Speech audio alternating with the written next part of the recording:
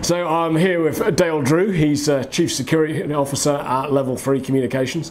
Dale, thank you for joining us. Thank you very much for having me. I'm going to start by just asking about the role of telcos in the Internet of Things. To what extent should they go beyond connectivity and add value beyond the actual connections? Well, I mean, what I think is that the Internet of Things represents not only a significant opportunity, but it also represents a fairly significant challenge. From an opportunity perspective, we're seeing a lot more connectivity of IoT devices that are connecting together, that are sort of meshing together ecosystems. You can have IoT devices that are now controlling other IoT devices. When my phone walks away from my house, my doors lock and my lights turn off. Right. So that also brings up a significant number of challenges with regards to how we protect that sort of mesh of ecosystems, especially when the least common denominator of IoT can represent the largest risk to the entire ecosystem. I also think that IoT, from an opportunity perspective, I'm seeing some really great emerging capabilities with IoT, the ability for IoT devices to sort of cooperate. There's an IoT tile device that when you report a device that's been stolen that's connected to a tile, all the other tile devices will be on the lookout for it. And when it sees that tile device walk by it, they can all report on that tile device. And so the ability for IoT devices to sort of collaborate together for the purposes of security is something pretty amazing to me. With regards to the role of telco, I think that internet service providers have a greater responsibility, a more evolving responsibility in protecting devices on the internet. Internet service providers, create the highway system for internet traffic. They create the on-ramps and they create the off-ramps. But there really isn't a sort of highway patrol for the internet right now.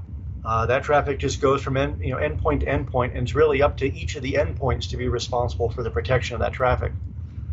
I think that internet service providers, especially as internet attacks become larger and more global and have more impacts against the global ecosystem, that internet providers have a greater responsibility to take action against identified threats, as well as more responsibility to identify the threats in the first place. Given the amount of information that's being gathered by the Internet of Things and the sheer number of connections that will be out there, can we safeguard privacy going forward? Because there's security on the one hand, but there's also privacy on the other hand. Do you think the Internet of Things and privacy are compatible? So yes, I absolutely do, because think about the challenge that security organizations have today with the greater adoption of TLS.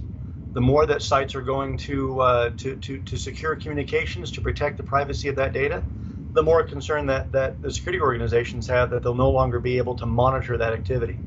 So there's sort of two tacks, right? There's one tack of security communities attempting to get access to that communication so that they can continue to monitor it and look for security attacks. And there's another tack of security folks that are watching for the behavior of that traffic and be able to take action against the behavior. And I think a combination of those two things together are the solution. But I do think that there is a pretty healthy balance between security and privacy. Yeah. Okay. And in terms of level 3 strategy, how do you think about your data stewardship? I mean, how much responsibility should you take for protecting the data of your customers and the telcos that you work with? Well, I mean, that's the business that we're in, right? And that's the reason why a lot of internet service providers are very cautious about entering into more proactive security, because it's their customers' data that they're actually acting on, right? And so customer protected network information is the core of our business. It's the only reason why we're alive as an organization or as an industry. And so protection and privacy of that data, as well as being able to utilize that data to protect the global ecosystem and the global internet, is really the sort of challenge that we have in order to advance the ability of being more proactive in stopping threats, as well as protecting our customer privacy information. And I'll give you a great example. At level 3, we're sort of leading into this problem a little bit with our customers' cooperation. The dialogue with customers is we want to better protect our global backbone and the global internet that you're going to be riding on, which ultimately will end up protecting you. And so we do things like we monitor for internet traffic to look for bad guys operating. We look for behavior analytics to see what looks like a bad guy, what looks like a compromised computer. And so not only do we built a victim notification system that notifies 178 million victims that they've been compromised and how to go repair themselves for better hygiene. But we're also blocking those bad guys off the backbone. So we're notifying those victims and then blocking the bad guys off the backbone. That's as simple as that is sort of on the edge for internet service providers. This is we're way leaning in as an internet service provider with regards to just those two activities alone. But it's having a pretty significant impact on how the internet's being protected. How do you go about actually keeping a customer account secure? Because obviously if you've got an enterprise customer, they've got a lot of employees, it just takes one mistake or one slip up potentially to expose that account. So what can you do proactively to stop that happening? What I'd say is, at least what we do is we focus on a multi-prong approach, right? It's not just one tactic, it's not just one methodology to protect our employees and protect our customers. And so, what you do is you look at that risk spectrum. What are the risks against your enterprise? What are the risks against your customers? Who are after your customers, and for what are their motivations? And so it's everything as from the spectrum of education and awareness to application security controls, to making sure that those controls are sort of built into the platform. If you want your customers and your employees to pick good passwords, build an application control that enforces good passwords. Don't just rely on your customers picking what they think a strong password is. All the way to behavior analytics, looking at what a customer normally does, looking at what an employee normally does, and then looking for deviations in that behavior so that you can identify when someone is sort of hijacking, copycatting, or compromising that account or that infrastructure. Yeah, okay, now let's talk a little bit about dedicated denial of service attacks and botnets and that kind of threat. A lot of publicity around that, but how concerned should we be, and what can level 3, for example, do to prevent that happening? So denial of service attacks are sort of the bane of existence of internet service providers in general, right? It represents the sort of the most refined example of the type of attack that can tear down the infrastructure of an internet service provider. You combine that with the power of Internet of Things, and now we've got one of the largest sort of threat landscapes from an attack perspective on the planet. The advent of IoT botnets like Mariah. The reason why bad guys are starting to favor IoT devices, and especially for things like DOS attacks, is for the really simple truth that IoT is sort of starting from scratch from a cybersecurity perspective. They really have not learned the lessons from all the other cybersecurity ecosystems that exist. So there's no anti-malware protection on IoT devices. There's no log correlation and analysis for IoT devices. And they're all built the same way. So if I have a bunch of consumers who have desktops and I'm a bad guy who wants to break into those, I have to contend with people who have modified those devices in some slight way that could defeat my ability to compromise that device and take it over. IoT, they're all configured exactly the same way. So you break into one IoT vendor, you now have access to that entire platform. So we've seen pretty significant not only advances in IoT botnets, because the bad guys now have, on average, the bad guy has about 4 months of life on a compromised machine when he's either doing a campaign or a DOS campaign or a spamming campaign. On IoT, we've seen that to be a year to a year and a half.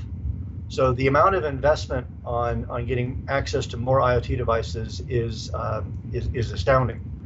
We've also seen IoT devices. We've seen 1.4, 1.5 million node botnets using IoT, whereas only 50,000 of those devices are actually being used to bring down pretty large pieces of infrastructure, like Dyn DNS as an example, was a huge wake-up call for the industry. So it's changed the way that internet service providers are monitoring their backbone. It's changed the way internet service providers are having to invest in keeping an eye on IoT devices. We can't block millions of devices. We can only block, tens of thousands or hundreds of thousands of devices at once. And so being able to keep an eye on those platforms, keep an eye on who the actors are, and be able to dynamically block those botnets is a huge challenge for internet service providers. So it sounds to me there's some naivety out there in the Internet of Things world on the part of the users and part of the enterprises, etc., that they haven't taken the steps that you would have taken in the PC world. So we need to get past that almost naive phase. Is that right? No, yeah, absolutely. I mean, it's not only do the problem today is that any vendor can manufacture hardware or software, and there's no standards for how that hardware and software is manufactured. The liability is really on the use of it. If I purchase a product and deploy it and don't properly protect it, then the liability is on me, not on the manufacturer of that solution. And so us identifying the liability, us identifying the responsibility for how software and hardware is manufactured to make sure it's secure out of the box, as well as how it's deployed, is a significant evolution, I think, in the cybersecurity space. Consumers, as an example, don't know how to protect their devices. They're simply using the advice directly from the manufacturer. A lot of IoT manufacturers, they manufacture the software. They don't manufacture the hardware platform or the operating system that their application runs on. So there's a significant amount of gap in the evolution of how things like IoT devices are being protected and need to be protected. How big a role can authentication play in countering this threat? If the authentication processes are robust enough, can that have a big impact? I think that it comes down more to, so there's two issues, right? The one issue is with regards to layers of ecosystem, authentication plays a very important role at the application layer, right? A lot of IoT devices are controlled by sort of cloud vendor infrastructure, where the IoT device and the consumer don't talk directly. They talk through a cloud provider, the vendor. And so authentication protocols for that sort of ecosystem is pretty critical, making sure that how the device authenticates with the vendor and how you authenticate with the vendor to get access to the device is paramount. And again, not just reliant upon the password that a consumer decides to pick for access to what ultimately is going to be controlling their home. But the other layer of the ecosystem is this sort of operating system layer that a lot of the IoT vendors don't play much in. They just license it or lease it from somebody else and then plug their application on top of it. And that's where a lot of the bad guys are actually getting access to these IoT devices, is by breaking into the operating system, because most of them are Unix or Linux-based operating systems with all the default passwords deployed. And the application vendor isn't spending any time on that layer, only his layer. And so the most robust security model up here doesn't really matter if the barn door is completely open at the base operating system layer. So it really needs to be a full ecosystem approach. There's a kind of soft underbelly there, as it were. Now let's talk a little bit about the role of regulators and policymakers, etc. I mean, level 3 is active in Europe. We've got the European Commission being pretty active with regulation. We've got the general data protection regulation coming through now, etc. What kind of impact will that have? Can regulation keep up with this space, or is it always going to be a little bit behind the curve? I think that we're in this mode where regulation tends to be reactive to the incident of the day. And the problem that we have is the internet is a global space and regulation is regional. And so we really favor regulation that sort of motivates larger ecosystem plays as opposed to sort of responsive based incident plays. And so data protection is a great example. We favor data protection regulation that talks about how to protect data that's global, not data that's just within a particular region. If you focus it on region, then that really puts a lot of stress on the internet's global play, right? So how you deploy your data in the internet needs to be thought of as a global infrastructure and not just a country by country sort of compliance arm. Yeah, this idea of having to keep data in a particular national boundaries, in a particular sovereign state, I mean, presumably that undermine some of the economies of scale and efficiency you get with the internet. That's exactly right. So so regulations like in EU on GDPR, which are designed to be able to, with very good intents, right? The very great intention of that data regulation is you need to identify the data that you're possessing of your consumers, where that data is located, how it flows through your system, and provide transparency to your consumers about that sort of model. But it goes a little bit further than that, right? It also talks about how that data needs to be your user of that data or consumer of that data needs to agree when that data leaves the region. And so so you're now sort of beholden upon the education level or the knowledge level or the paranoia level of the consumer about what you end up doing with your own data. And that really does destroy the overall economies of scale about where you can deploy that data, whether it's securely deployed or not. So presumably the general data protection regulation will change how you operate. You'll have to make some changes, I guess. Absolutely, and so that's the sort of rub, right? Is that we want to avoid situations where we are regionalizing the operation of the internet, right? Where we're deploying data centers in each region in which we operate, and so that significantly increases cost. That ultimately is pushed down to the consumer, and that erodes scale and efficiency of why the internet was built in the first place. Okay, now Drew, let's talk a little bit about the role of a chief security officer at a telco. You've got a fair bit of experience of that. So first of all, just briefly describe your role. I mean, how do you balance the business versus the security, and and getting the right balance between making money and keeping everybody safe? Yeah, I'd say our role of security here at Level 3 is a little unique from a service provider perspective. Not only in how we operate, but how we approach security at the company. And so I'll talk about both those real quick. With regards to my role, we are a combined security organization. So we have taken logical and physical security into one shop, but we've also taken compliance, architecture, engineering, and operations into one shop. We're also responsible for the enterprise security of all of our products and services, and delivering our managed security solutions to customers. So we're a one-stop shop for the company when it comes to anything security related. And the main benefit of that is that we're also a one-stop shop for the ecosystem of monitoring security impacts against our customers and against our infrastructure. So all the data the company collects with regards to how it delivers service, we're monitoring all that data for security impact. We're not competing with each other for security resources and budget and priority. We're a one-stop shop to be able to focus on risks as well as focus on solutions for customers. I also think our customers benefit from it because when they talk to our security personnel, they're talking to the same person who's responsible for protecting a global enterprise, all of our products and services, as well as how we deliver services to customers. So that one person has a great amount of expertise across that sort of layer and being able to help our customers solve their problems. With regards to how we approach security, I'd say that we're again a little bit more forward-leaning from a risk perspective. Our objective is to make the company protected, but also make the company adaptable and flexible to meeting the needs of our customers. And so we have a pretty significant resident business expertise within our security organization. We really expect each of our security practitioners to understand the business and the challenge of customers, as well as understanding security. We want them to be experts on both playing fields. We tend to, so we're not just a academic sort of policy-based organization. We are let's evaluate the level of risk we think is acceptable for the business to operate when doing the following sort of activity, right? So we tend to take a little bit more risk than most usually do when providing solutions to customers.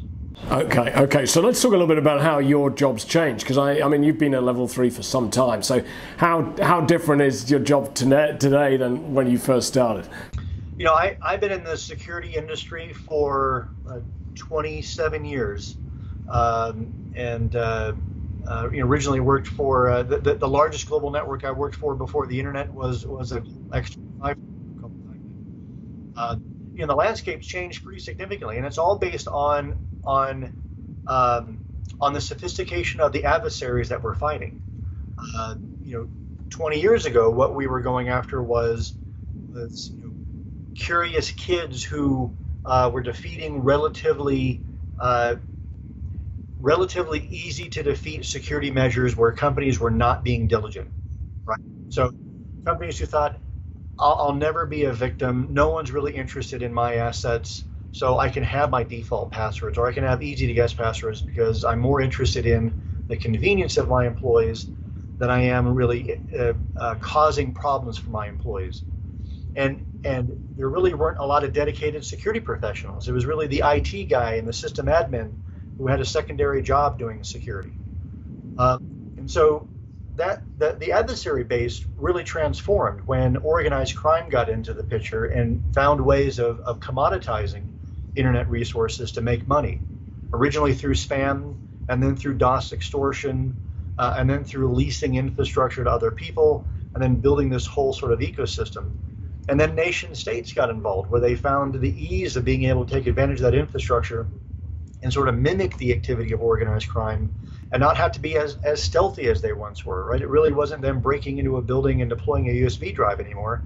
They could mimic the activities of organized crime and break into devices directly and appear like they're organized crime.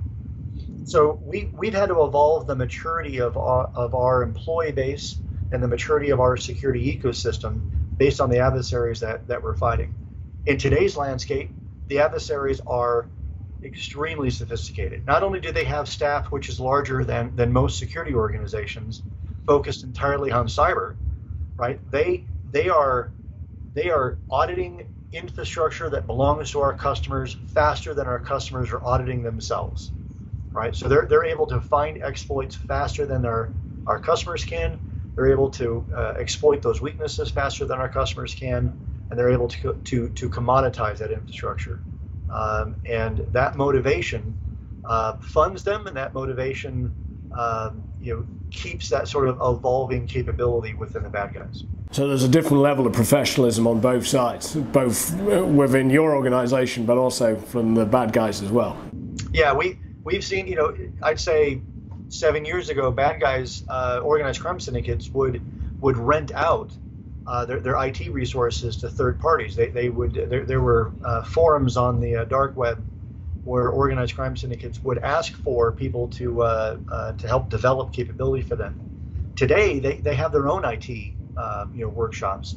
They rent out to each other. There's organized crime syndicates who will rent out resources to other organized crime syndicates.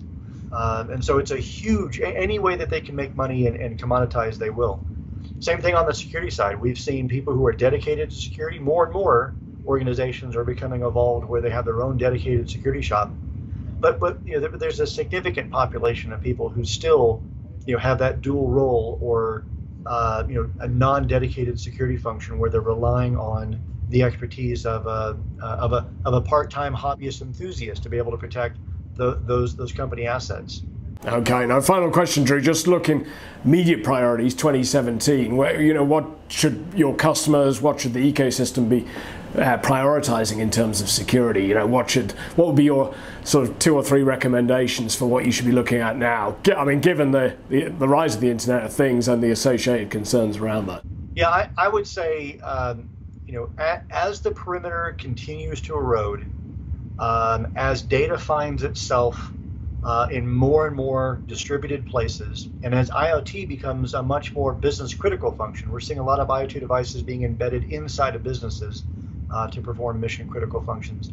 So your data and your infrastructure is beginning to get more spread, and a vast variety of different sorts of devices are becoming more integrated into the critical infrastructure of companies.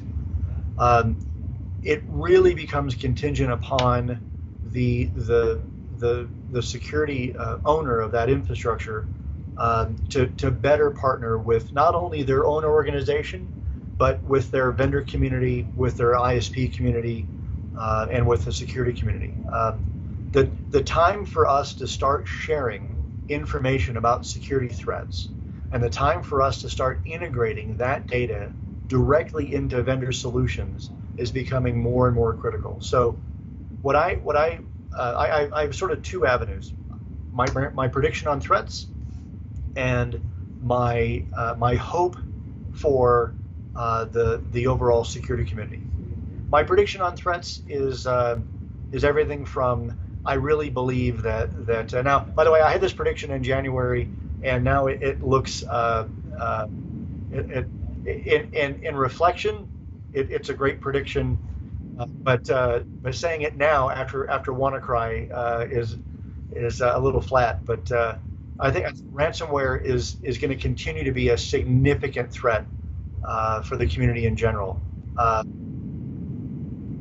Yeah, we saw a significant uptick in ransomware development and ransomware lab testing of organized crime. And we had predicted in late December, early January that ransomware was going to be a pretty significant threat, and then WannaCry happened. So it sort of justified, unfortunately, justified our prediction.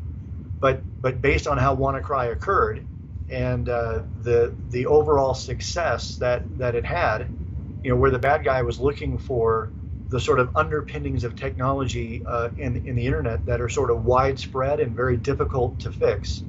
A lot of bad guys spend their time finding those sort of anchors of security exposures so they can launch these sort of worldwide campaigns.